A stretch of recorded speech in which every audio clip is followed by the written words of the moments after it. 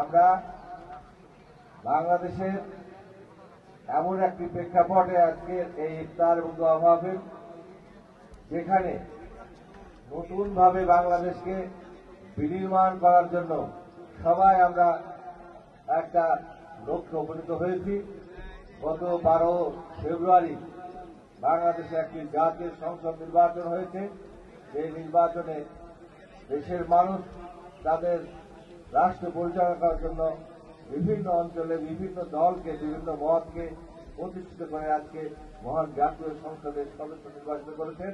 এবং কিছু কিছু আমাদের ভাইরা যারা বিজিত হয়েছে, সবাই মিলে আগামী বাংলাদেশ বিনির্মাণ করার যে প্রত্যয়, সেই প্রেক্ষাপটে আজকের এই মাহফিল, ইফতার এবং দোয়া মাহফিল।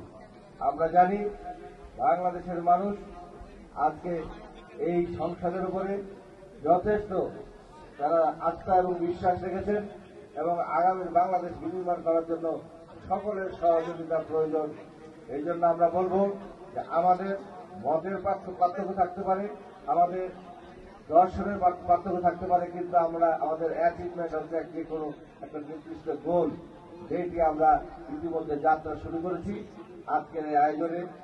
সেই জন্য আমি আহ্বান জানাবো আমাদের এনসিপি পার্টির সমস্ত নেতা কর্মীদেরকে এবং রাজশাহীবাসীকে যে আমরা সবাই, যেমন আমি ঢাকা যেতে চাই, নাহিদ ইসলামও ঢাকায় থাকতে চান। আমি যেমন ট্রেনে, উনি হয়তো যাবেন বিমানে, কিন্তু আমাদের লক্ষ্য একটি, আমরা সবাই ঢাকা যাব। এইভাবে বাংলাদেশের মানুষের স্বার্থ হচ্ছে আমাদের সবচেয়ে মুখ্য উদ্দেশ্য। সেই দিকে সামনে রেখে আজকে আমরা সবাই একসঙ্গে আমাদের পথ চলা নিশ্চিত করতে চাই। এই উদাত্ত আহ্বান জানিয়ে প্রত্যেকের সুস্বাস্থ্য দীর্ঘ কামনা করে আমি আমাদের এনসিপির ভাইদের কাছে ক্ষমা চেয়ে নিচ্ছি। আমাকে আমার একটা আয়োজনে যেতে হবে এবং সেখানে আমি চিফ গেস্ট। আমাদের বার কাউন্সিলে হচ্ছে আগামী 12 তারিখ নির্বাচন, সেই নির্বাচনে একটা প্যানেলের পক্ষে আমি প্রধান হয়েছি।